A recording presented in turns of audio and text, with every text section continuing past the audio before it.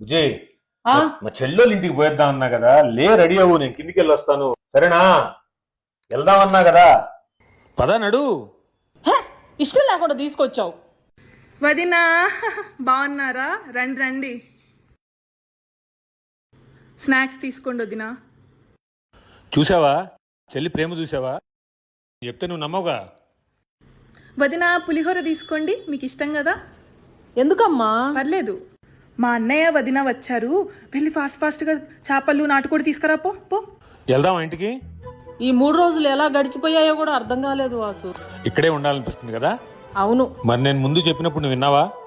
ఏమనుకున్నావు? ఆడపడుచు అంటే నా చెల్లి అంటే నీ తల్లితో సమానం. అర్థమైందా ఇప్పుడు?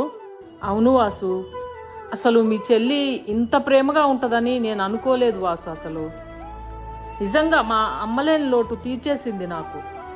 సో ఎప్పుడంటే అప్పుడు నువ్వు వచ్చేయచ్చు, నేను లేకపోయినా నువ్వు వచ్చేయచ్చు. నాకు ఇంకా పుట్టినిల్లు మెట్టినిల్లు ఇదే అనుకుంటాను.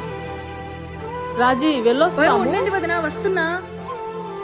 ఏం కాదు వదినా, మీరు ఎప్పుడు మా ఇంటికి వస్తూనే ఉండాలి, మీ ఆశీర్వాదం ఎప్పుడూ ఉండాలి. దీర్ఘ సుమంగళి భవ.